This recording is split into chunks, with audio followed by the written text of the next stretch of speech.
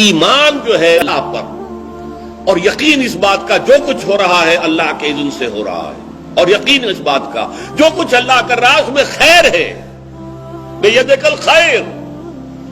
چاہے مجھے ایک بات ابھی ناگوار گزری ہے، مجھے تکلیف پہنچی ہے، اللہ کے اسکیم میں the higher level scheme of things, divine scheme of things کے اندر اس میں کوئی نہ کوئی خیر ہے، تم جانتے نہیں۔ اس کو کھولا گیا۔ پہلی بات تو یہ ہے کہ تمہیں خوشی ملے، راحت ملے، مسرت ملے، یا کوئی غم ہو یا رنج ہو یا دکھ ہو، دونوں حالتیں برابر ہیں، اس لیے کہ دونوں میں آزمائش ہے۔ کبھی وہ دے کر آزماتا ہے، کبھی چھین کر آزماتا ہے۔ دے کر آزماتا ہے، شکر کرتا ہے کہ نہیں، چھین کر آزماتا ہے، صبر کرتا ہے یا نہیں۔ عارف جو انسان ہوگا، اللہ کو پہچاننے اور جاننے والا، وہ چٹان کے مانند ہوگا، ہوا ادھر سے آئے یا ادھر سے آئے اسے کچھ نہیں کہے گا، اچھی بات آئے بری آئے کوئی پرواہ نہیں، اسے اللہ کی طرف سے ما اصاب من مصیبت فی الارض ولا فی انفسکم الا فی کتاب من قبل ان نبرأها۔ یہ مضمون ہم بڑی تفصیل سے پڑھ چکے ہیں سورۃ تغابن میں۔ وہاں فرمایا تھا دوسرے رکوع کی پہلی آیت، ما اصاب من مصیبت الا باذن اللہ، کوئی مصیبت، کوئی تکلیف، کوئی پڑھنے والی نہیں پڑتی مگر اللہ کے اذن سے۔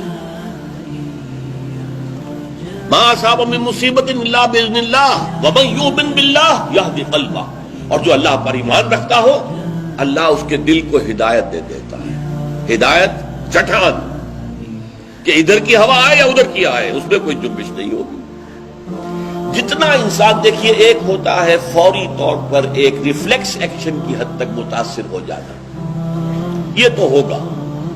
آپ کا ہاتھ یہاں رکھا ہوا تھا، کسی چیز نے کاٹا، آپ کا ہاتھ فوراً جو ہے اٹھ کے آ جائے گا، اس میں آپ کے ارادے کو کوئی دخل نہیں ہے، یہ ریفلیکس ایکشن ہے، آپ کی سوچ کو، آپ کے ارادے کو کوئی دخل نہیں۔ تو کسی خیر سے عارضی سا فوری سے مسرت ہو جانا اور کسی تکلیف سے عارضی سی فوری سی کوئی اس کا تاثر ہو جائے، یہ خلاف ایمان نہیں۔ لیکن اگر یہ پینڈولم زیادہ حرکت کر رہا ہے، خوشی میں زیادہ ادھر چلا گیا، غمی میں زیادہ ادھر چلا گیا، تو جتنا اس پینڈولم کی رینج ہے اتنی ہی آپ خدا سے دور۔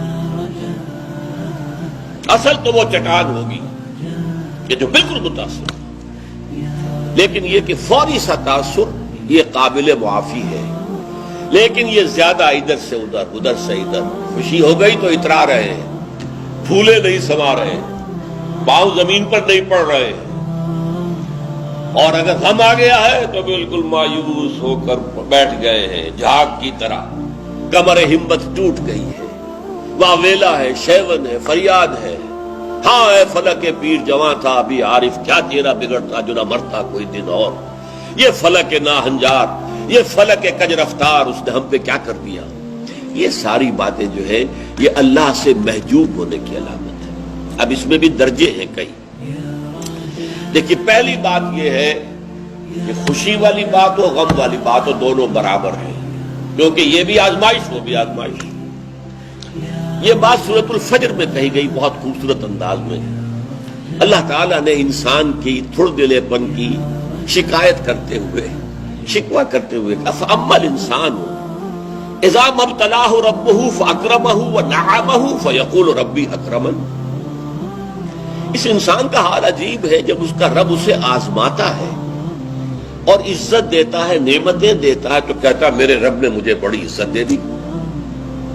وَأَمَّا إِذَا مَا ابْتَلَاهُ فَقَدَرَ عَلَيْهِ رِزْقَهُ، اور جب اللہ آزماتا ہے اسے اور اس کی روزی تنگ کر دیتا ہے، فَيَقُولُ رَبِّي أَهَانَنِ، یہ کہتا ہے رب نے مجھے ذلیل کر دیا۔ کلا، ہرگز نہیں۔ اب یہاں دیکھیے، سوچئے اس نے کیا غلط بات کہی۔ عزت دی تو اللہ نے دی اور ذلت آئی تو اللہ کی طرف منسوب کر رہا۔ اس نے کسی بت، کسی دیوی، کسی دیوتا کا ذکر تو نہیں کیا نا، وہ مشرک تو نہیں ہے، پھر کیوں اس پہ تنقید کیوں ہو رہی ہے؟ فَأَمَّا الْإِنسَانُ إِذَا مَا ابْتَلَاهُ رَبُّهُ فَأَكْرَمَهُ وَنَعَمَهُ فَيَقُولُ رَبِّي أَكْرَمَنِ وَأَمَّا إِذَا مَا ابْتَلَاهُ فَقَدَرَ عَلَيْهِ رِزْقَهُ فَيَقُولُ رَبِّي أَهَانَنِ۔ کلا نہیں۔ کیا مطلب؟ یہ دونوں ابتلاءات ہیں، وہ بھی ابتلا ہے، یہ بھی ابتلا ہے۔ وہ چھین کر بھی آزما رہا ہے، دے کر بھی آزما رہا ہے، یہ تو آزمائش ہے، دونوں برابر ہیں۔ لیکن اس سے اگلا مرحلہ اور ہے. عام طور پر ہم یہ سمجھتے ہیں کہ تکلیف والی آزمائش سخت ہے اور خوشی اور مسرت اور نعمتوں والی آزمائش جو ہے یہ ہلکی آزمائش ہے، آسان ہے. معاملہ اس کے برعکس ہے. تکلیف میں ہوں گے اللہ کو یاد کریں گے، پکاریں گے، دعائیں کریں گے، اور اگر نعمتیں ہوں گی غافل ہو جائیں گے، بھول جائیں گے.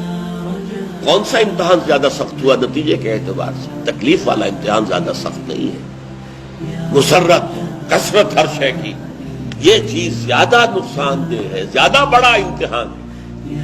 اسی لیے خلق قرآن کے مسئلے پر جب وہ مار ماری گئی تھی امام احمد ابن حنبل رحمۃ اللہ علیہ کو، کہ جس کے بارے میں کہا جاتا ہے کہ اگر وہ مار کسی ہاتھی کو ماری جاتی تو وہ بھی چیخ اٹھتی، اس وقت ان کی آنکھوں میں کبھی آنسو نہیں آئے.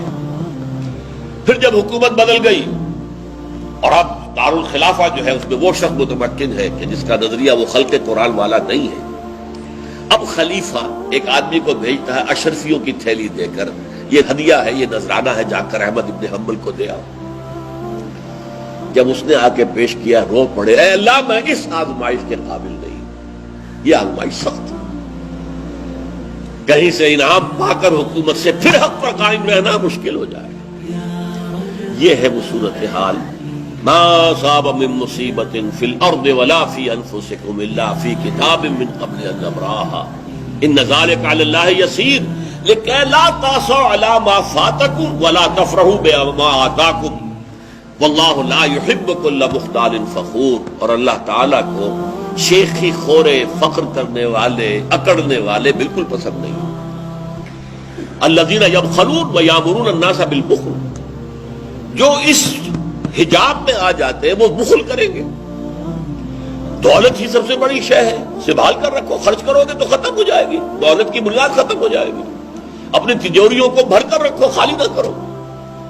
اور جو شخص خود بخل کرتا ہے وہ دوسروں کو بھی بخل کا مشورہ دیتا ہے تاکہ اس کے اپنی بخیلی پر بھی پردہ پڑا رہے. بھائی کیا کر رہے ہو تم نے؟ دونوں ہاتھ کھلے چھوڑ دیے ہیں، تمہیں کوئی فکر نہیں ہے، تمہاری اولاد ہے، اس کے ضرورت تقاضے ہوں گے، تمہاری بچیاں ہیں، ان کے ہاتھ گیلے کرنے ہوں گے، کیا تم نے سوچا ہوا ہے؟ وہ مشورہ بھی بخل کا دیں گے تاکہ ان کے اپنے بخل کے اوپر بھی پردہ پڑا رہے. یہ وہ کیفیت ہے کہ جو پھر محجوبیت کے اندر پیدا ہو.